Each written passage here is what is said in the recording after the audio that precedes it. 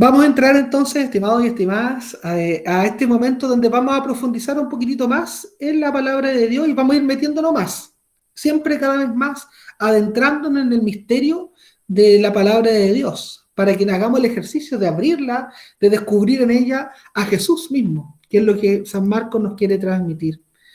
Pero antes, siempre en esa línea introductoria, y para dejarlo a ustedes como, de que ustedes profundicen, vamos a comentar algunas cositas de cómo se fue formando el Nuevo Testamento. La semana pasada hablamos un poquito de la Biblia en general, de la palabra de Dios, la liturgia, etcétera, pero lo que es el Evangelio según San Marcos, un evangelio que está al interior del Nuevo Testamento. Y eso no nació de un día para otro como por arte de magia o del gorro de un mago, que es así como saca un conejo, sino que no fue así, sino que progresivamente se fue construyendo el Nuevo Testamento. Entonces, fíjense ustedes que el Nuevo Testamento es el conjunto de textos mejor estudiados de la humanidad, sobre todo incluso de los textos antiguos. Es el texto más antiguo del que pertenece a la literatura antigua, podríamos decir así, es el texto más estudiado, el más criticado, el más refrendado, el más profundizado. Y como cualquier texto de la antigüedad, el Nuevo Testamento llega a nosotros por medio de manuscritos, ¿ya? Es decir, que se van copiando unos de otros. Una persona lo escribió, pero eso después se hicieron copia de ese primer manuscrito. Y otras personas, manuscritamente, porque no existía la imprenta, ni computador, ni eso, sino que manuscritamente empezaron a copiar cada uno de estos textos. El primero de esos textos, es decir, el original, se llama autógrafo, y nosotros decimos, deme un autógrafo, le pedimos a un artista, pero en literatura o en el mundo bíblico, ese primer texto original, desde el cual se origina todo, se llama autógrafo. Entonces, por lo tanto, nosotros, ¿cómo tenemos la Biblia? ¿O cómo hemos llegado a conocer el Nuevo Testamento en específico? A través de copias del original, del autógrafo, es decir, del texto que en este caso, podríamos decir, hizo Marcos o la comunidad de Marcos, y ese texto se fue copiando, se fueron haciendo manuscritos, hasta que en algún momento encontramos el texto más antiguo. Fíjense, ahí ustedes pueden ver una tabla de algunos textos clásicos, ¿ya? Y están los autores, algunos de filosofía, que son los más antiguos, la fecha original donde se escribió, o donde se atribuye que se escribió, cuál es la copia más antigua que tenemos, el manuscrito más antiguo que tenemos copiado, y después en la cuarta fila tenemos cuánta distancia hay en que se escribió y el original más antiguo que tenemos. ¿Y cuánta cantidad de manuscritos? Y fíjense, porque a veces nosotros se llega a refrendar el Nuevo Testamento como un texto que es poco estudiado, que hay pocos elementos, que es de Jesús. Y la verdad es que si empezamos a mirar, a comparar el Nuevo Testamento con la literatura propia de textos de ese tiempo, la verdad es que el Nuevo Testamento ha sido más difundido, ha sido más trabajado, ha recorrido mucho más, e incluso en el tiempo, y tenemos elementos para... tenemos copias más antiguas que incluso otros textos que hoy día podríamos decir son más clásicos, que se hacen estudiar en el colegio. Por ejemplo, textos de Platón son el original, cuando lo escribió Platón, 375 a.C., pero la copia más antigua que tenemos del 900. O sea, desde el original que escribió Platón hasta la copia más antigua tenemos 1275 años. De Homero, que se hace leer texto ahí a los estudiantes de la enseñanza media. El texto original fue escrito más o menos en el 900 antes de Cristo, y la copia más antigua que tenemos del 400. O sea, han pasado 1300 años entre que lo escribió Homero y la copia más antigua que tenemos hoy día, o que se ha descubierto. Pero fíjense que en el Nuevo Testamento tenemos mucho menos rango de distancia. Los evangelios fueron escritos más o menos entre el 50 y el 100 después de Cristo. Jesús murió el 30. O sea, tan solo 20 años después de la muerte de Jesús comenzaron a escribirse los evangelios, a haber algunas tradiciones que fueron recogidas en los evangelios. Y la copia más antigua es tan solo del siglo II. O sea, tenemos solamente una distancia de 80 años y una cantidad de manuscritos muy superior a muchos textos de la antigüedad.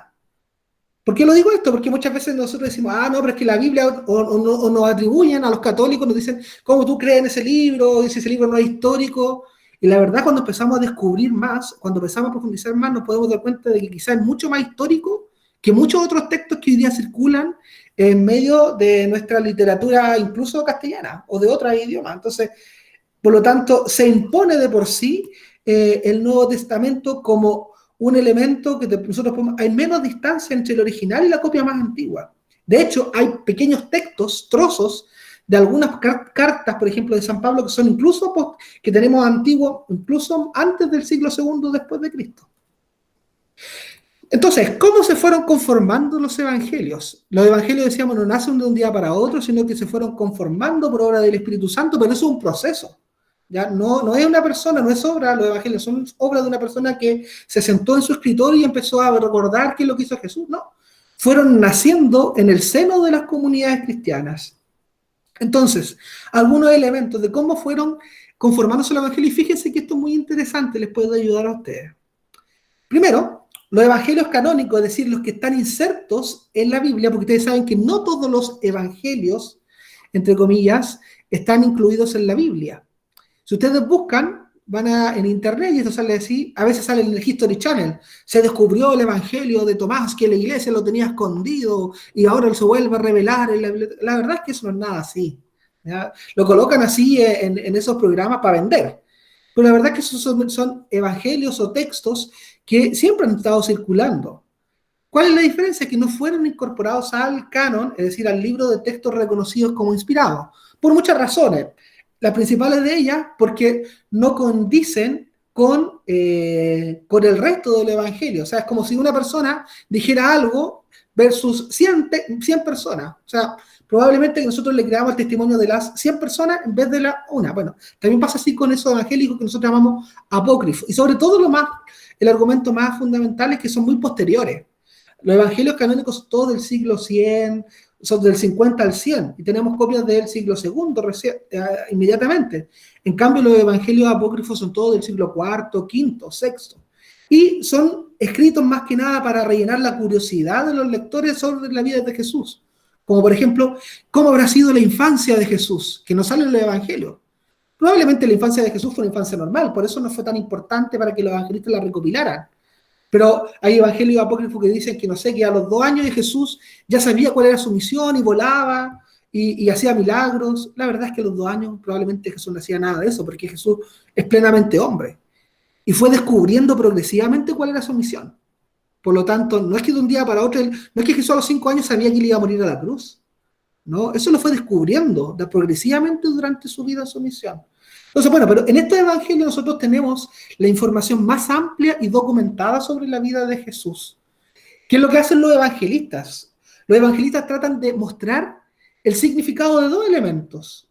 Las acciones, es decir, lo que Jesús hace, milagros, predicación, movimientos, traslado de una ciudad a otra, etcétera, acciones, pero también palabras de Jesús.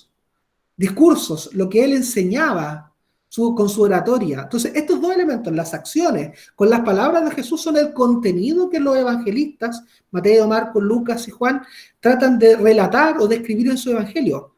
Pero tratan de mostrar eso, la acción y palabras de Jesús. A ellos no les interesa hacer un tratado cronológico como lo conocemos hoy en día, o al menos la concepción de lo que nosotros entendemos hoy día por tratado cronológico o una biografía.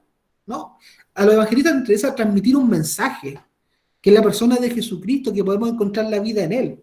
Por lo tanto, todo lo demás que ustedes van a poder encontrar, que a lo mejor hay imprecisiones cronológicas que los evangelistas tienen, bueno, se permiten o son posibles porque no era la intencionalidad de los evangelistas. Entonces, fíjense que estos 2 elementos, las acciones por un lado de Jesús y las palabras de Jesús, se relacionan. Lo que la acción realiza, las palabras de Jesús lo explica. Por ejemplo, cuando leímos hace algunos domingos pasados en la misa, los que van a misa o participan virtualmente de ella, el discurso del pan de vida partió con una acción de Jesús, la multiplicación de los panes. Pero desde esa acción de Jesús, Jesús empieza a explicar con palabras lo que eso significaba. Y ya no parte de ese milagro. Jesús multiplica el pan y da a la multitud hambrienta. Y dice, y empieza después a explicar eso.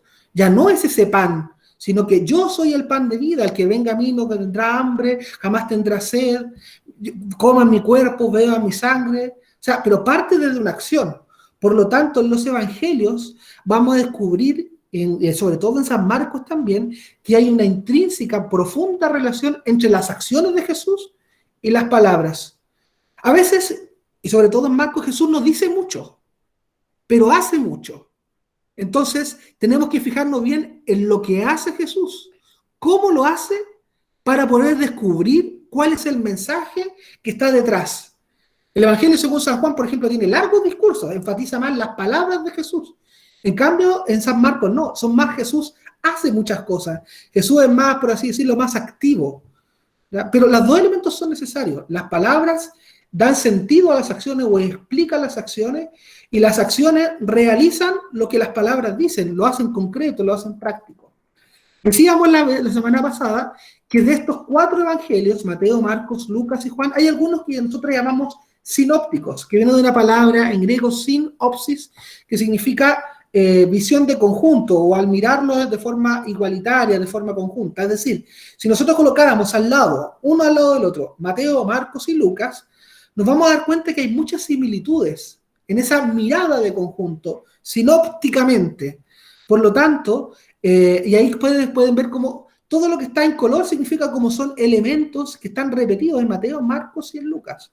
Por lo tanto, son muy parecidos, sinópticos se llama así, porque hay elementos comunes que están presentes en estos 3 evangelios. El Evangelio de San Juan no es sinóptico porque se escapa, ya es poquito posterior, es el último evangelio escrito, por lo tanto ya hay una reflexión, por así decirlo, teológica, religiosa, que se ha ido profundizando mucho más. Porque Mateo, Marcos y Lucas describen mucho lo que hace Jesús. En cambio, en San Juan hay más un discurso teológico, es decir, que enfatiza más las palabras de Jesús. Grandes discursos que muestran, ejemplifican, etc. Pero, si nosotros miramos, solamente ahora quiero poner los sinópticos, si empezamos a mirar, nos vamos a dar cuenta que hay coincidencias. Por ejemplo, textos, narraciones que están en Mateo, en Marcos y en Lucas. Textos muy similares, casi iguales, en los 3 evangelios.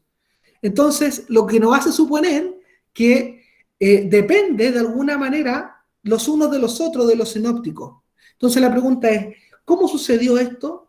Esta dependencia de alguna manera literaria entre estos 3 textos. Pero, por otro lado, vamos a descubrir, mirando los evangelios sinópticos, que hay diferencias, que no son iguales. Hay coincidencias, muchas, pero también hay algunas diferencias. Por ejemplo, textos que solamente están en uno o 2 evangelios, textos que solamente están en Lucas. Por ejemplo, la parábola del hijo pródigo no está ni en Mateo ni en Marcos, está solamente en Lucas. ¿Ya? Entonces nosotros decimos, ¿y por qué está solo en Lucas? Y a cambio, por ejemplo, el texto, no sé, de Juan el Bautista, de la predicación de Juan el Bautista, están los 3. Mateo, en Marcos y en Lucas. Entonces nos preguntamos, ¿por qué hay textos, narraciones que están en los 3, que están solamente en uno, o que están en 2? Entonces, los estudiosos han tratado de hacer este ejercicio y han descubierto cosas muy interesantes que les voy a compartir ahora. Primero, Marcos, sabemos nosotros, ya lo hemos ido diciendo, pero es importante recordarlo, Marcos es el evangelio más antiguo. Generalmente se atribuye por ahí por el año 60 o al final del 60. ¿Ya? Y Mateo y Lucas son posteriores a Marcos. Si nosotros tuviéramos que decir cuál es el orden de la escritura, primero Marcos, luego Mateo, luego Lucas y el último Juan, de los 4 evangelios. En la Biblia no están así, no están puestos cronológicamente como fueron escritos. Si nosotros abrimos la Biblia, nos vamos a dar cuenta que el primero es el Evangelio según San Mateo. Pero en cuanto al orden de la escritura, a la datación de cuál fue el primero fue Marcos. Por lo tanto, Mateo y Lucas, que fueron posteriores a Marcos, conocieron el texto de Marcos y lo incorporaron a sus evangelios, al de Mateo y al de Lucas, casi completo. Por lo tanto, eso explica, en parte, que algunos elementos estén en los 3 evangelios. ¿Ya? Algunos textos bíblicos, como por ejemplo la predicación de Juan el Bautista, como por ejemplo algunas parábolas, ¿ya? algunas acciones de Jesús, algunos milagros de Jesús, están en los tres textos.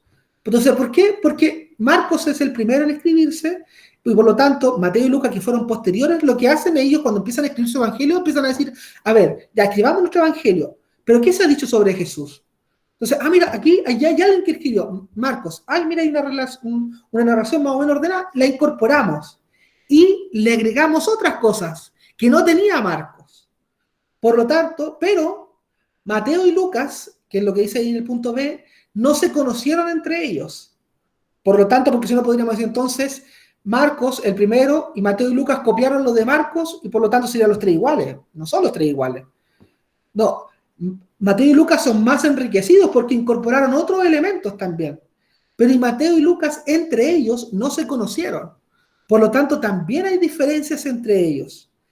Mateo y Lucas conocieron un documento que no está en Marcos. Es decir, hay textos que solo están en Mateo y en Lucas, pero que no están en Marcos, que generalmente son narraciones que contienen grandes cantidades de palabras y parábolas, de palabras de Jesús y algunas parábolas. Y eso es lo que probablemente a lo mejor alguna ha escuchado alguna vez, lo que se llama la fuente Q, ¿ya?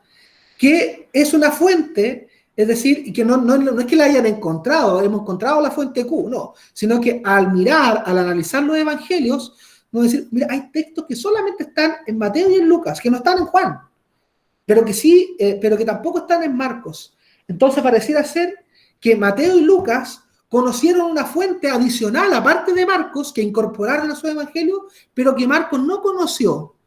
Porque generalmente hay muchos textos que coinciden entre Mateo y Lucas. Por lo tanto, dicen, parece que entonces, además de tomar Mateo y Lucas elementos del Evangelio de Marcos, tomaron de otra fuente. Y esa es la fuente que se llama la fuente Q, ¿ya? O fuente de los dichos. Por ejemplo, un ejemplo concreto de la fuente Q es el texto del Sermón del Monte, que así lo llama Mateo, y el Sermón del Llano, en Lucas, y que dentro de los tales están las bienaventuranzas, que no están en Marcos, pero que sí están en Mateo y en Lucas, pero que no están en Juan. Entonces, Mateo y Lucas conocieron una fuente que Marcos no conoció, por lo tanto la fuente Q, esta fuente adicional, probablemente fue posterior a Marcos. Y eso hizo que Mateo y Lucas, a pesar de recopilar elementos, empezaron a incorporarlo a lo suyo. Pero además, porque hay textos que solamente están en algunos textos, cada uno de ellos, Mateo y Lucas, aparte de incorporar a Marcos, algunos elementos de Marcos, y de esta fuente adicional que nosotros llamamos la fuente Q, que es común a Mateo y Lucas, cada uno buscó otras fuentes propias, como por ejemplo algunas apariciones del resucitado que Marcos claramente no tiene, y que Mateo y Lucas, algunas tienen unas, y Mateo tiene unas y Lucas tiene otras. Por lo tanto, incorporan otras fuentes que Marcos no conoció. Además, y por último, cada uno de estos evangelistas tiene su propio genio y su propio estilo de narración. Por eso nosotros decimos, y uno podría decir, ¿y por qué no hacemos un resumen mejor de los 4 evangelios e incorporamos lo que no tiene se le agregamos y le hacemos como juntamos todos los que están dispersos, los hechos, las narraciones que están dispersas en todo el evangelio, y hacemos uno puro, un evangelio de los 4 evangelios? Es que no se trata así, sino que lo que hacen es narrar todos un mismo misterio. El misterio de la salvación, de la vida, de la muerte, resurrección de Jesús, pero lo hacen desde ópticas distintas porque quieren transmitir un mensaje distinto. Y si nosotros los juntáramos, los perderíamos. Y además no nos serviría porque cada evangelista tiene una lógica. Entonces sería como hacer un pegote, como una ensalada, así que no tiene mucho sabor. Entonces, un esquema para que les quede más claro esto, que a lo mejor puede sonar un poquito enredado. El primer evangelio fue Marcos, ¿cierto? Lo sabemos. El primero escrito. Entonces, Marcos influyó en Mateo y en Lucas, o dicho de otra manera, Mateo y Lucas tomaron elementos del Evangelio de Marcos que ellos sí conocieron. Marcos no conoció a Mateo y Lucas porque ellos son posteriores, pero Mateo y Lucas sí conocieron los textos de Marcos. Por lo tanto, Marcos influyó en el texto de Mateo y de Lucas. Mateo y Lucas copiaron casi textual muchos elementos del Evangelio de Mateo, pero a su vez hay una fuente adicional que Marcos no conoció, que es la fuente Q, y que influyó en Mateo y en Lucas. No en Marcos, sino que solamente en Mateo y en Lucas. Pero a su vez, cada uno de estos evangelistas, Mateo y Lucas, también ellos buscaron otras fuentes y tienen su propio estilo, que también, ahí nosotros lo decimos con la M, otras fuentes de Mateo.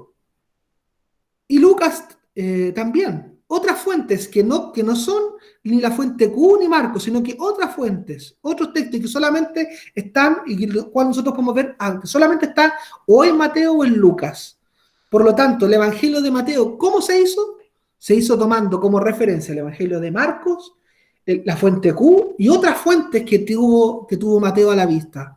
¿Cómo se hizo lo de Lucas? Tomando Marcos también, la fuente Q y otras fuentes que tuvo Lucas.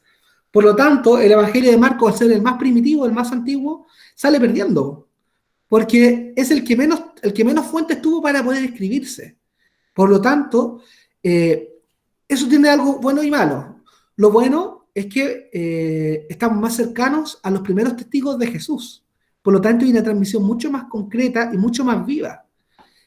Lo malo es que probablemente se pierden muchos otros detalles, ¿ya? Que los otros evangelistas, por tener más fuentes a la vista, más relatos, más tradiciones orales y más textos que andaban circulando, fueron capaces de incorporarlo, ¿ya? Entonces, vamos a hacer un ejercicio. Mira, aquí tomamos un texto, y ahí lo pueden ver en la pantalla, está, que es el mismo texto, pero tomado que está un texto que está en las tres versiones, en los tres evangelios sinópticos, en Mateo, en Marcos y en Lucas. Y yo subrayé en verde para que ustedes vean que efectivamente se repite, ¿ya? En Marcos, al verlo, los fariseos decían a los discípulos, ¿por qué come vuestro maestro con los publicanos y los pecadores? En San Mateo. En Marcos, al ver los escribas de los fariseos que comía con los pecadores y publicanos, decían a los discípulos, ¿qué? ¿Es que come con los publicanos y pecadores? Y en Lucas, los fariseos y escribas murmuraban diciendo a los discípulos, ¿por qué coméis y bebéis con los publicanos y pecadores? Si ustedes se fijan, en lo que está en verde, subrayado en verde, es lo mismo, que están los tres evangelios, ¿ya? Y también lo que está en rojo, ¿ya? Y cuando Jesús escucha lo que están reclamando, le responde. No necesitan médicos los que están sanos o los que están fuertes. Aprendan más bien lo que significa misericordia, porque eso es lo que quiero y no sacrificio, y he venido a llamar a justos y no a pecadores. No, perdón, porque no he venido a llamar a justos, sino a los pecadores. En Marcos, parecido, no necesitan médicos los que están enfermos. Y en Lucas igual. Por lo tanto, a ver si alguien activa su micrófono y pudiera responderme. ¿Qué explicaría entonces cómo, de acuerdo a esta interpretación que decíamos, esta imagen que está acá, es un texto que está en los tres evangelios? Por lo tanto, ¿cuál fue la fuente? ¿O cómo se copiaron? ¿O cómo este texto en cuál estaba originalmente? A ver si alguien lo... En Marco es la fuente Q. En Marcos. Ya, perfecto, muy bien. Entonces, solamente en Marcos, porque si estuviera, volvamos atrás, si estuviera en la fuente Q, Marcos no conoció la fuente Q. No, Marcos, solo en Marcos. Claro, solo en Marcos, por lo tanto, si están los tres, significa que Marcos es el que primero lo escribió, y por lo tanto, Mateo y Lucas lo recogieron, ¿ya? Vamos con otro ejemplo, para que sí esto vamos ejercitando al tiro. Entonces, coinciden porque Lucas y Mateo utilizaron el Evangelio de Marcos como fuente, de acuerdo al texto que acabamos de ver. Otro texto, ¿ya? Vean entonces, está solamente en Mateo y en Lucas. Es el texto de Juan el Bautista cuando le van a preguntar, y aquí coloqué en azul. Entonces Juan, en Mateo, Juan, que en la cárcel había oído hablar de las obras de Cristo, envió a sus discípulos a decirle, ¿eres tú el que ha de venir o debemos esperar a otro? En Lucas, sus discípulos llevaron a Juan todas estas noticias. Entonces él llamó a dos de ellos y los envió a decir, ¿eres tú el que ha de venir o debemos esperar a otro? ¿Ya? Entonces ahí hay elementos, fíjense que hay detalles. Por ejemplo, en Mateo no se dice cuántos discípulos eran, en Lucas sí, se mandó a dos. En Mateo sí se envió discípulos. Entonces, en Lucas se dice envió a dos. Bueno, son detalles. Y ahí está Otro elemento que también coincide, ¿ya? Y que cuando Jesús van y le preguntan, bueno, y Jesús le respondió, ¿qué dice Jesús en Mateo? Dice, cuéntenle a Juan lo que ustedes ven. Los ciegos ven, los cojos andan, los leprosos quedan limpios, los sordos oyen, se resucitan a los muertos, etc. Y en Lucas, cuéntenle a Juan lo que han visto. Muy parecido, ¿ya? Muy parecido. Pero, y aquí se pone más complicada la cosa, hay en el centro aquí, en el centro en Lucas, hay en el centro un texto que solamente aparece en Lucas, pero no aparece en Mateo, y tampoco aparece en Marcos. Entonces, primero, vayamos por parte. Lo azul y lo que está ahí más anaranjado. ¿Por qué estaría solamente en Mateo y en Lucas? La fuente Q. Fuente Q. Muy bien. Porque Marco no estaba. Claro, Marco no estaba, Marco anterior, entonces por lo tanto solamente está en Mateo y en Lucas, y está muy parecido, pero no está en Marcos, significa que hay otra fuente que no es Marcos, de la cual copiaron Mateo y Lucas, y esa es la que nosotros llamamos fuente Q, que es la fuente común entre Mateo y Lucas, y no es Marcos, la fuente Q. Pero fíjense, aquí hay otro detalle.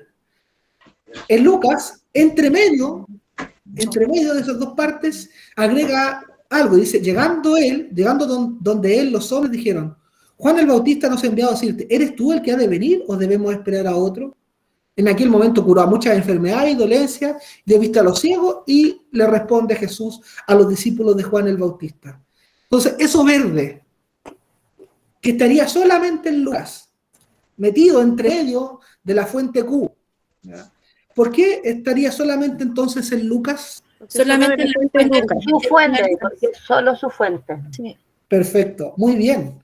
Porque Lucas 20 y 21, los versículos ahí 20 y 21, no están Mateo, por lo tanto es propio de Lucas, ¿ya? Entonces Lucas lo que hizo, tomó otra fuente, que no es no es Marcos, porque Marcos no lo tiene, que no es la fuente Q, porque tampoco está en Mateo, pero sí le agregó otra que probablemente haya escuchado o haya visto, se haya atribuido en relación a ese texto, o que lo haya leído y lo agregó entre medio de los dos elementos que no tiene Mateo. O sea, Lucas, por así decirlo, agregó fuente propia entre medio de la fuente Q, ¿ya? Otro ejercicio más. Este está solo en Mateo. El reino de los cielos es semejante a un tesoro escondido en un campo que al encontrar un hombre vuelve a esconderlo. Da tanta alegría y compra el terreno. Así mismo el reino de los cielos, como una perla fina, que cuando se pierde uno la encuentra, vende todo lo que tiene y la encuentra. O sea, esa parábola, o esa comparación más bien, del reino de los cielos con un tesoro en el campo, ¿ya? Que a veces lo cantamos y decimos, no, es como encontrar un tesoro en el campo, vendemos todo. Así el reino de los cielos. Está solamente lloviendo perdón, está lloviendo, me confundí ahí. Está solamente en el Evangelio de San Mateo. Entonces, pero no está en Marcos y en Lucas. Solamente esa comparación del reino de los cielos está en Mateo. ¿Y por qué solamente estará en Mateo y no en Marcos y en Lucas? Fuente de Marcos. Lo mismo, de Mateo. Fuente De Mateo. solo de él. O Fuente lo escuchó, de como Mateo. dice usted, un relato y lo agregó. Muy bien. ¿Ven que esto es fácil? Este sexto solo en Mateo indica que este evangelista contaba con una fuente de información propia que no conocían o no utilizaron los demás. En Lucas, solamente en Lucas, dijo Jesús, Lucas 15, un hombre tenía 2 hijos, el menor de ellos dijo al padre de la parte de la herencia, que es la parábola del hijo pródigo, ¿ya? O del padre misericordioso, lo mismo. Si no está ni en Mateo ni en Marcos, significa que es una fuente propia del evangelista Lucas, que no está, por lo tanto, ni en Marcos ni en la fuente Q, porque si estuviera en la fuente Q, probablemente Mateo también le incorporaría. Entonces, por lo tanto, lo mismo aquí, este texto solamente es de Lucas. Entonces indica que este evangelista contaba con una fuente de información propia que no conocía ni Mateo ni Marcos, ¿ya? Entonces, bueno, esto es como para entrar, como para decir cómo se fueron componiendo los textos. ¿Ven? Que es interesante descubrir, a veces nosotros pensamos que algunas parábolas están en los 3 evangelios o que están en uno. No, hay textos que están en los 3 sinópticos, otros que están en 2, otros que están en 1, ¿ya? Entonces, ¿cómo se fueron conformando los evangelios? Fíjense, la Dei Verbum, que es un documento escrito por el Vaticano II, un evento ahí de mediados del 60, pensando estas cosas, dice, los autores sagrados, los evangelistas en este caso, escribieron los 4 evangelios escogiendo algunas cosas, no todo, sino que algunas cosas, de las muchas que se transmitían de palabra o por escrito. Pues saben, yo le decía la vez pasada que escribir era muy difícil, porque era muy caro. Porque la hoja de papiro, juntarla, era muy caro. Ya nosotros agarramos una hoja, una resma y es fácil. Pero en la antigüedad no era así. Era mucho más complejo. Entonces, lo que hicieron ellos, entonces había que pensarse muy bien qué era lo que uno escribía. De hecho, habían escribas que estaban en los pueblos y que uno les pagaba y escribían ellos. ¿Ya? Esos son los escribas con los cuales muchas veces Jesús peleó. ¿Ya? Y obviamente sabían escribir, eran un poquito más doctos, etc. Y se les pagaba palabra por palabra. ¿Ya? De hecho, hay un texto de San Pablo donde dice, la firma, y una carta que escribe, la firma que está aquí es mía. Y mira, la letra está temblorosa por los sufrimientos que estoy sintiendo. Que es lo único que San Pablo escribe por sí mismo. Lo demás, San Pablo se lo decía porque habían pueblos o lugares donde la gente iba y decía, quiero mandar esta carta. Y otra persona, un escribano, le escribía la carta y se la mandaba. Bueno, así pasó con los autores sagrados. Como era difícil escribir, era caro, se lo tuvieron que pensar muy bien qué era lo que escribían. ¿Ya? Y no hicieron largos relatos. ¿Ya? Por lo tanto, sintetizaron ¿en base a qué? A lo que ellos querían transmitir, a quiénes les querían transmitir, porque es distinto si un evangelista le escribe a un judío o si le escribe a una persona que no era judía y que no entendía nada de las tradiciones judías y que decía también para ellos el reino de los cielos Jesús vino. Entonces, tuvieron presente muchas cosas. Por lo tanto, para escribir el evangelio hubo como 3 pasos o 3 procesos. Primero, lo que Jesús hizo y dijo. ¿Ya? Entonces, eso fue lo primero, las acciones y enseñanzas de Jesús. Pero después de la muerte de Jesús, eso no murió ahí. El mensaje, lo que Jesús hizo, quedó retenido en el corazón, en el pensamiento de los discípulos, de muchas personas que lo vieron, que vieron cuando Jesús hizo los milagros, que escucharon su predicación, que empezaron ellos mismos a predicar lo que Jesús mismo decía. ¿Ya? Y hubo la predicación de los apóstoles. Entonces, primero Jesús predicó, pero después Jesús murió, resucitó, subió a los cielos y empezaron sus discípulos a predicar con la fuerza del Espíritu Santo impulsada el día de Pentecostés, que vemos en los Hechos de los Apóstoles. Y luego de esa predicación, que puede ser oral o escrita, hubo la redacción de los evangelios. Por lo tanto, no es que Jesús estuviera haciendo los milagros y al lado estaba Marco escribiendo con una libretita lo que iba haciendo Jesús. No. Fueron escritos 20 años después, por lo tanto, ¿es probable que hayan imprecisiones en términos, por ejemplo, de fecha? Claro que es probable. Porque esto es como el juego del teléfono. Mientras más uno se aleje del mensaje original, más se va desvirtuando. ¿Ya? Pero ¿cuál es la diferencia que tenemos entre los evangelios y otros textos que no son religiosos o no son de la palabra de Dios? Que, como veíamos en el cuadro de inicio, que es mucho menos la distancia. Por lo tanto, si habría que desconfiar de algún texto, no es de los evangelios, sino que de los textos que tienen más distancia entre el original que se escribió y la copia que tenemos. La primera copia que tenemos, la copia más antigua que tenemos. Y como todo texto, el evangelio, los evangelios, tienen un género literario. Es distinto si yo escribo una carta o si cuento una historia, una fábula. Si es distinto si yo hago un texto informativo. Son géneros literarios distintos. Bueno, los evangelios también tienen un género literario. Por lo tanto, no podemos ir nosotros a los evangelios a encontrar una cronología. Ya, un detalle histórico, año 1 pasó esto, año 2 pasó esto, Jesús, no. Sino que lo que trata de hacer el evangelio es anunciar una buena noticia. Que ahí decíamos en la vez anterior que la palabra evangelio viene del griego evangelion, que significa buena noticia, noticia cargada de alegría. Por lo tanto, es el interés es el género literario, es el interés de los evangelios, transmitir una buena noticia. Una noticia llena de sentido y una noticia fundamental, lo que nosotros llamamos querigma, ya es la palabra en griego, pero que en el fondo que Jesús murió y resucitó por nosotros y nos dio la salvación, que es como el concentrado. Entonces, por lo tanto, la intención original de los evangelios no fue ofrecer material a los historiadores que van a venir después.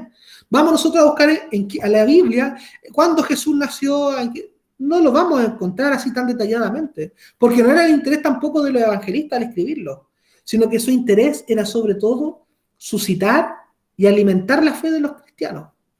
¿Ya? Porque ellos le escribieron a una comunidad de esa persona. Entonces, escribieron en su evangelio textos de la vida de Jesús para animar a la comunidad. Por ejemplo, San Marcos le escribió a una comunidad en específico. Entonces, por eso habla mucho, por ejemplo, del discipulado, de los discípulos de Jesús. ¿Ya? Y los evangelios ponen por escrito un testimonio oral. A ver si alguien me puede ayudar buscando Juan 20, del 30 al 31. Abran sus Biblias, lo que la tengan por ahí. Y otra persona, Juan 21, del 24 al 25. ¿Ya? Yo también voy a ir buscando. El primero que encuentre Juan 20 me dice, por favor, activa su micrófono y lo lee en voz alta. Ya lo Juan, encontré.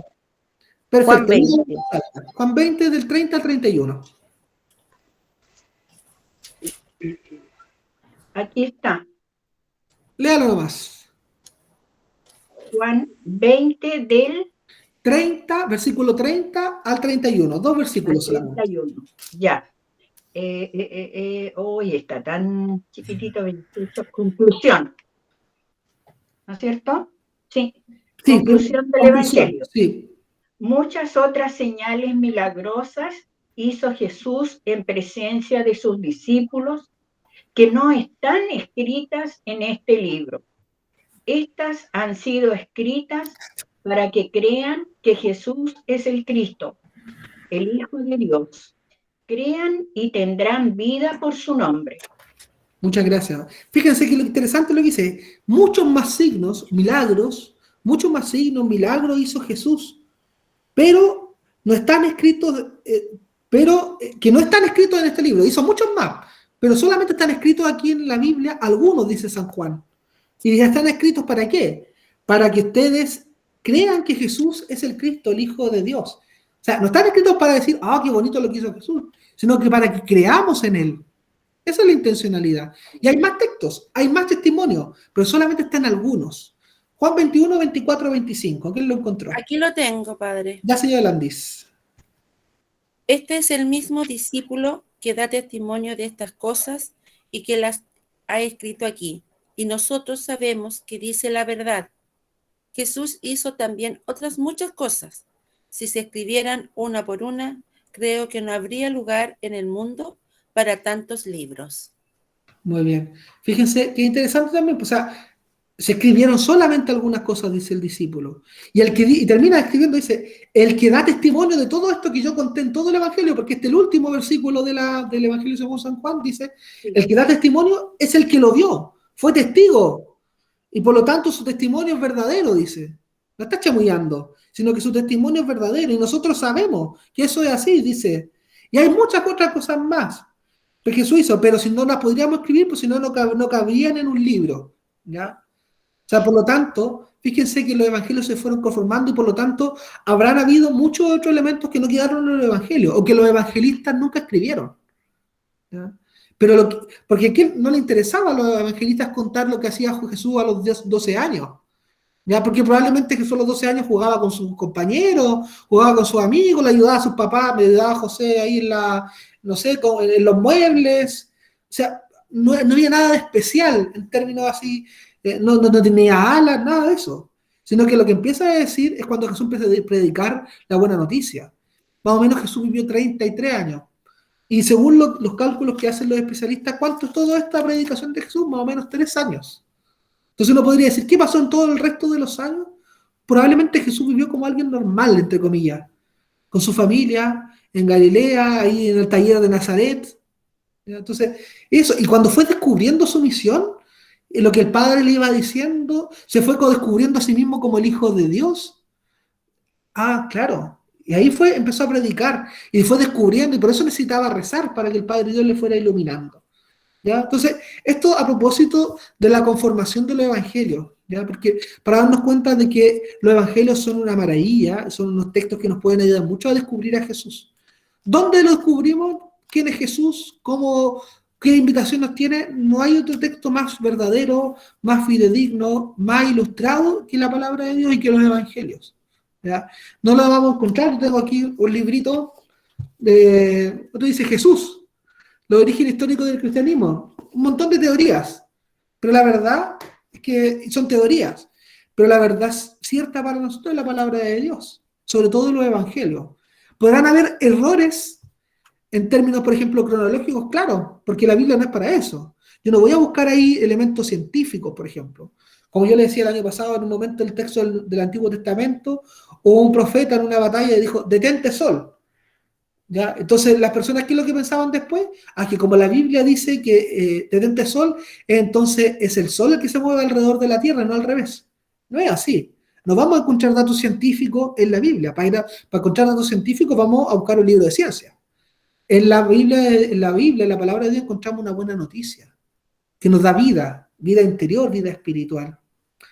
Nos metemos entonces al Evangelio según San Marcos, ¿ya? Y vamos a entrar de lleno.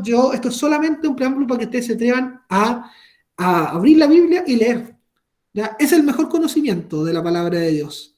Abra la Biblia y descubra a Jesús ahí. Encuéntrese con Jesús en la palabra de Dios, en cada palabra, en los gestos que hacía, en lo que decía, en cómo lo decía, sobre todo en San Marcos. Algunos datos de San Marcos. Fíjense que hasta hace poco era el Evangelio menos estudiado, porque es el más corto. Solamente tiene 16 capítulos. Y el último capítulo casi se lo agregaron después, ¿ya? Que es un epílogo, después y hay datos ahí que se fue agregado después. Pero el evangelista San Marcos, o los que escribieron el Evangelio según San Marcos, no estaba el capítulo 16 completo, solamente en una parte. Terminaba hasta el momento de la resurrección, pero por ejemplo, todas las apariciones del resucitado no estaban. Fue un añadido posterior que se le hizo, porque las personas dijeron, pero ¿y cómo un evangelio va a terminar sin todas las apariciones del Jesús resucitado? No, esto es escandaloso. Entonces lo agregaron después, pero en el original no estaba. Ya, no estaba. Entonces, fue el evangelio hasta hace poco menos estudiado. Pero fíjense que en los últimos años, durante toda la historia, ¿ya? El menos estudiado se ha vuelto a retomar el estudio del Evangelio según San Marcos, incluso haciéndose hoy día estudios mucho más profundos que cualquier otro evangelio. ¿Por qué? Porque es el más antiguo y por lo tanto nos transmite una imagen de Jesús que Mateo y Lucas y Juan no nos transmiten. ¿Qué características encontramos de Jesús en San Marcos? Es un Jesús, yo le adelantaba, que no dice mucho, que no dice mucho, que no habla mucho. O sea, dice mucho en cuanto a su mensaje, pero no habla mucho. San Agustín incluso llega a decir una frase súper fuerte, como dice, mire, la verdad es que el Evangelio de Mateo, o según San Mateo, no aporta mucho en relación a Mateo. Más bien, Marcos es como un resumen de Mateo, lo decía San Agustín. Y la verdad es que San Agustín en el año 300. Hoy día nos empezamos, los estudiosos y todos los estudiosos bíblicos empiezan a decir, ¿sabes qué? El Evangelio de Mateo tiene muchos elementos muy interesantes. Hay un escaso, ¿por qué se estudió poco Mateo también? Porque hay un escaso material discursivo que Marcos ofrece, ¿ya? Marcos, como decía, habla poco. A diferencia, por ejemplo, de San Juan, que tenemos, no sé, la oración sacerdotal de Jesús, todo un capítulo, ¿ya? O todo el discurso del pan de vida, casi todo el capítulo 6 de San Juan, o en Lucas, toda esa larga historia de la parábola del buen samaritano, o sea, del hijo pródigo, ¿ya? O sea, en Juan, la samaritana, todo ese texto que estaba solamente en Juan, o sea, tenemos largos discursos, enseñanzas, parábolas de Jesús, pero que no están en Marcos. Por lo tanto, por eso decían, bueno, mejor no estudiamos mucho, mejor vámonos donde Jesús dice muchas más cosas.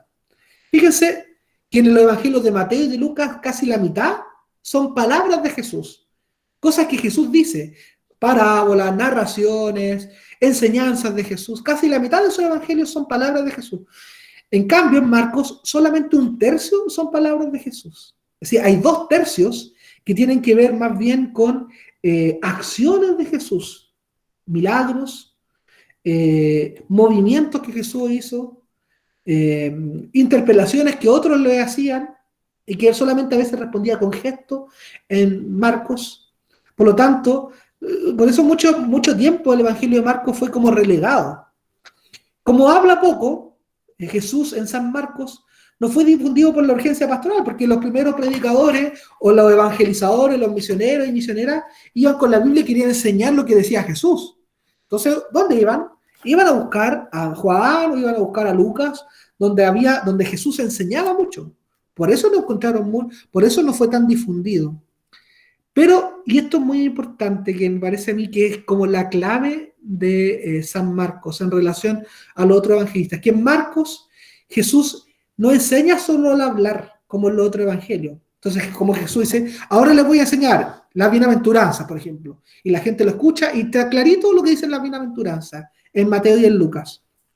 En cambio aquí, en Marcos no. Jesús enseña no solamente cuando habla, sino que también enseña cuando actúa. Y esto es súper interesante, ¿eh? Porque Jesús en Marcos enseña actuando, ¿ya? O sea, Jesús explica poco lo que hace, pero al mirar, al leer lo que Jesús hacía, queda muy claro lo que tenemos que hacer nosotros.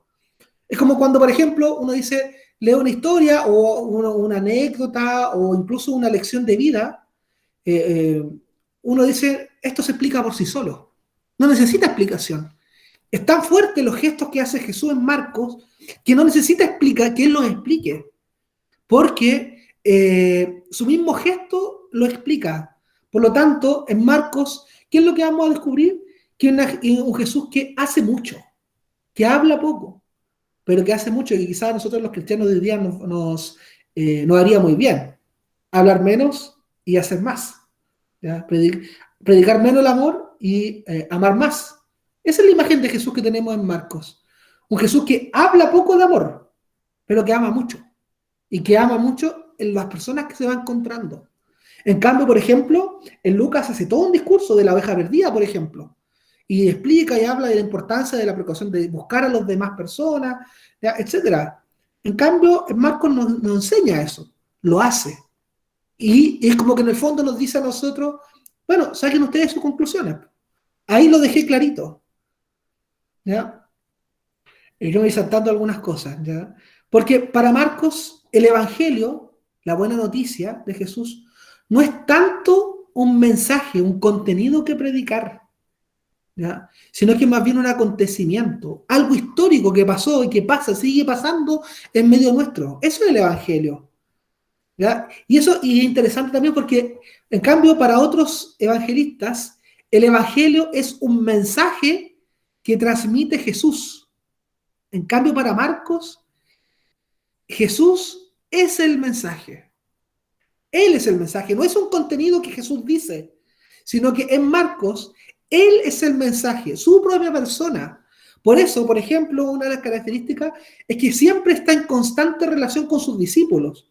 A diferencia de otro evangelio, por ejemplo, que Jesús hay muchas veces que está más solo, en Marcos prácticamente Jesús está siempre acompañado de sus discípulos, porque quiere enseñarles lo que es el mandato evangélico, lo que es el amor, su enseñanza, su doctrina, no predicándola, sino que lo vean a Él, que lo vean lo que Él hacía y que después mirando lo que Jesús hacía, ellos lo repitieran y lo siguieran transmitiendo. Por lo tanto, si alguno es malo para las palabras, o sea, cuando leamos, Marcos, no fijémonos tanto en lo que dice Jesús, sino que en los movimientos que tiene Jesús, lo que hace Jesús. Y por lo tanto, saca tú tus propias conclusiones, ¿ya? De lo que hace Jesús. No explica mucho las parábolas, no habla mucho parábolas en Marcos, sino que lo que hace son muchos gestos. Por eso es la tarea de nosotros, es poder descubrir qué es lo que dice Jesús a través de sus acciones. Otra cosa importante del Evangelio de Marcos, y que por eso justamente al principio no fue tan difundido, es que la imagen que nos presenta el evangelista Marcos sobre Jesús es un Jesús que a veces es demasiado humano, o que puede chocar incluso. Por ejemplo, yo voy a decir un detalle. En el Evangelio del día domingo pasado, que es la curación de un sordomudo, ¿qué es lo que hace Jesús?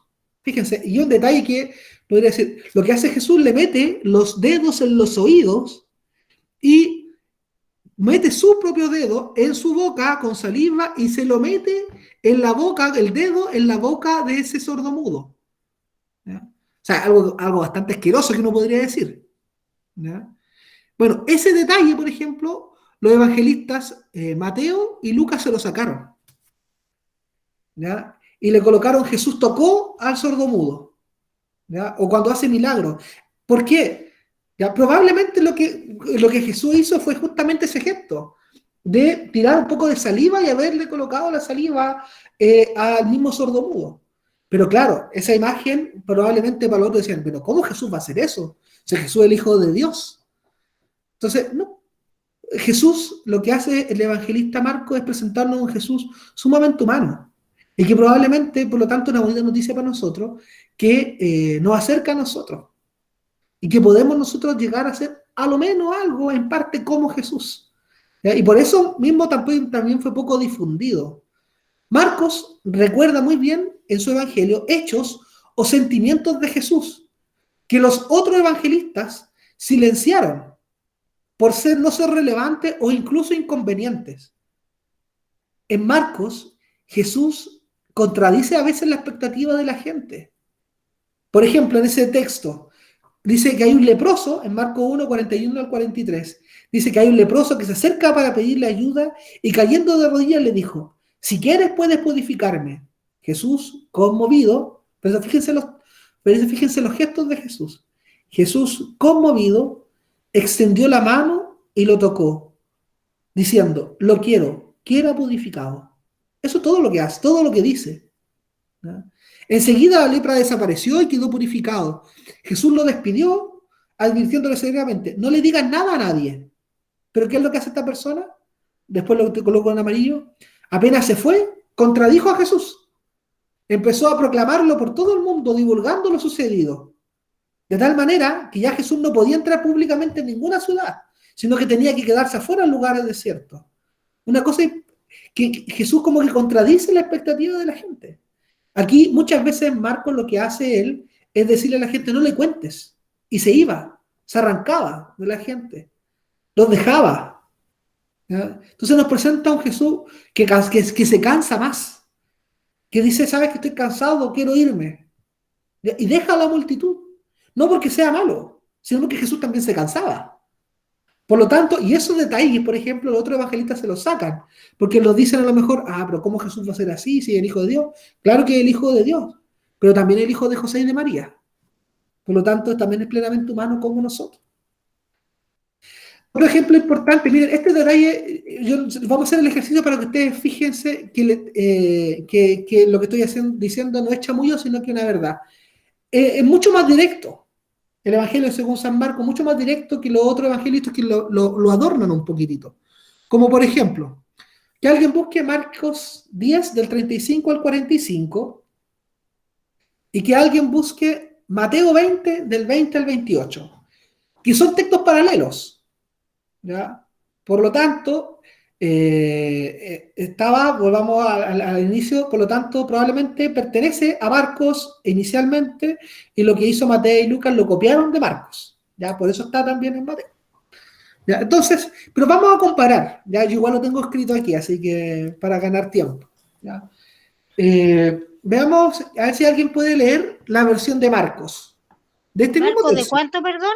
Marcos 10, 35 al 45. Que alguien se lo puede leer desde aquí, desde la proyección. ¿Lo leo, padre? Bueno, por favor. Santiago y Juan, los hijos de Zebedeo, se acercaron a Jesús y le dijeron, Maestro, queremos que nos concedas lo que te vamos a pedir. Él les respondió, ¿qué quieren que haga por ustedes? Ellos le dijeron, concédenos sentarnos uno a tu derecha y el otro a tu izquierda, cuando estés en tu gloria. Los otros 10 que habían oído a Santiago y a Juan se indignaron contra ellos. Perfecto. Y vamos a leer entonces el mismo texto, la misma situación, pero leída en la versión de Mateo. ¿Leo yo, padre? Sí, por favor. Entonces se le acercó la madre de los hijos de Zebedeo con sus hijos, postrándose ante él y pidiéndole algo. El que le dijo, ¿qué quieres? Ella le dijo, ordena que en tu reino se sienten estos 2 hijos míos, el uno a tu derecha y el otro a tu izquierda. Hasta Entonces, ahí. hasta ahí. Hasta ahí. Muchas gracias. ¿Cuál es la diferencia? Hay una diferencia importante. A ver, veamos nuevamente. En Marcos, ¿quién hace la pregunta a Jesús? ¿Quién le pide sentarse a la derecha y a la izquierda de Jesús? Los hijos. Los mismos hijos, Santiago y Juan, ¿cierto? Sí. Son ellos los que le preguntan, y que eran discípulos. Estaban probablemente, entonces, por eso probablemente los otros 10, no le habrá gustado mucho la idea de que 2 de ellos se aseguren con el reino de los cielos sentándose a la derecha y a la izquierda. Por eso, pero son ellos los que le preguntan. Y en Mateo, ¿quién es la que le pide eso a Jesús? La madre. Madre. La mamá de los hijos de Zebedeo. Sí, No es la siempre misma nos persona. tiran por tabla, padre, en todo caso. Claro. Entonces, por lo tanto, es la mamá de los hijos de Zebedeo. La mamá, como siempre, preocupada por sus hijos. ¿Ya? Probablemente, fíjense, los estudiosos dicen que probablemente lo que pasó fue que efectivamente Santiago y Juan fueron los que se agabronaron, se aseguraron y le preguntaron a Jesús. Pero Mateo, ¿qué es lo que hace? Como es posterior, suaviza eso y dice, ¿cómo vamos a dejar mal a Santiago y a Juan, que fueron los discípulos? Y que probablemente ellos tenían sus comunidades, formaron comunidades, la comunidad de Santiago y de Juan, donde ellos iban y predicaban. Entonces, ¿qué es lo que hace Mateo? Coloca esa petición ya no en la boca de Santiago y Juan, los hijos de Zebedeo, sino en la mamá de ellos. Le echa la culpa a la mamá, Mateo. ¿Ya? Entonces, fíjense, esto es un detalle que uno puede ser muy pequeño, ¿eh? Pero nos hace entender de que el Evangelio de Marcos es mucho menos cuidado en ese sentido y por lo tanto es mucho más fiel, ¿ya? Mucho más fiel a lo que realmente Jesús fue, mucho más fiel a lo que fueron realmente las cosas, ¿ya? Esto es un detalle que si uno no pone atención no se da cuenta, pero hay un detalle, ¿ya? Y que nos hace decir, mira, ay, parece que el Evangelio de Marcos es así. En este evangelio también Jesús expresa sentimientos, ¿ya? Y sentimientos que uno puede decir, ¿cómo Jesús experimenta ese sentimiento? Y en este evangelio lo enfatiza mucho más. Por ejemplo, en Marcos 14, 33, 34, Jesús dice que siente pavor y angustia hasta la muerte. Creo que copié el texto. Dice así, después llevó con él a Pedro, a Santiago y a Juan. ¿Y qué es lo que empezó a pasar a Jesús? Comenzó a sentir temor y a angustiarse. Entonces les dijo a sus discípulos, mi alma siente una tristeza de muerte. Quédense aquí velando conmigo. O sea, aquí la imagen que nos presenta de Jesús en ese huerto, en el huerto de Getsemaní, antes de morir, ya en esa noche antes de que lo apresaran, Jesús dice, sintió temor y se comenzó no a estar triste, sino que a angustiar, lo cual es una expresión mucho más fuerte. Los otros evangelistas, ¿ya? Fíjense que no agregan eso, se quedan solamente con el temor. Entonces, aquí en el Evangelio de según San Marcos se enfatiza mucho más como los sentimientos de Jesús de forma como más real de alguna manera, ¿ya? Entonces, esos son detallitos. Y así yo pongo un ejemplo, pero hay muchos textos. Así también cuando Jesús se enoja, ¿ya? Bueno, es mucho más humano. Unas veces incluso Jesús en el Evangelio según San Marcos es hasta a veces desconcertante, ¿ya? Y vamos a comparar y vamos a quedar hasta aquí hoy día con esta comparación, ¿ya? En el Evangelio de Marcos 3, 21 al 22, versículo Juan del 7 al 5, y en Lucas del 11 al 14 al 15, ¿ya? Entonces probablemente sea un texto que está en Marcos, ¿ya? Y que incluso recoge Juan, ya que está en sus tres evangelios. También está en Mateo, ¿ya? Pero yo solamente di estos tres, ¿ya? Es cómo presentan a Jesús, ¿ya? Fíjense, a ver si alguien puede leer la versión de Marcos que yo estoy proyectando aquí. Yo leo, Cuando sus padre. parientes, Cuando Cualquiera, sus cualquiera. parientes se enteraron, salieron para llevárselo porque decían, está fuera de sí, loco. Los escribas que habían venido de Jerusalén decían, está poseído por Belzebul y expulsa a los demonios por el poder del príncipe de los demonios. Perfecto. Ese es Marcos. Veamos lo que dice Juan.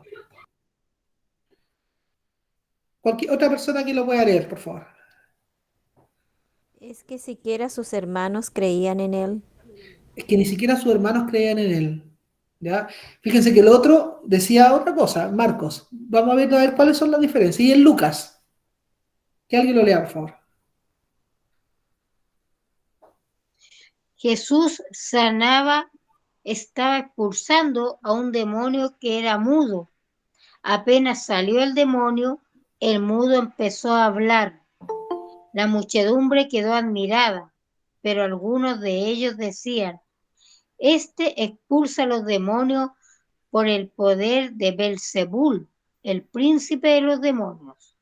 Perfecto. Fíjense. Muy bien. El mismo texto. Jesús empieza a sanar y empieza a expulsar demonios, a hacer milagros. Y le dice, ¿y dónde le viene esta fuerza, este poder? Lucas dice, bueno, le viene del poder expulsa a los demonios con el poder de Belzebul, el príncipe de los demonios.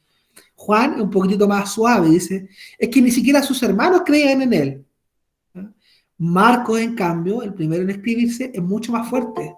Y dice, cuando sus parientes se cerraron, salieron para llevárselo, porque decían, está fuera de sí. Ese detalle no le incorpora ni Juan, ni Lucas, ni Mateo. ¿Ya? Es decir que, yo puse ahí loco entre paréntesis porque algunas traducciones de la Biblia ponen que es loco. Otros le colocan fuera de sí.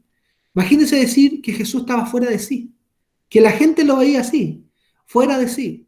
Bueno, es un detalle que los evangelistas posteriores, como Lucas, Mateo, suavizan un poquitito más. Y no van a encontrar esa expresión así, a secas o a duras, de decir, este está loco, Jesús está loco, ¿no?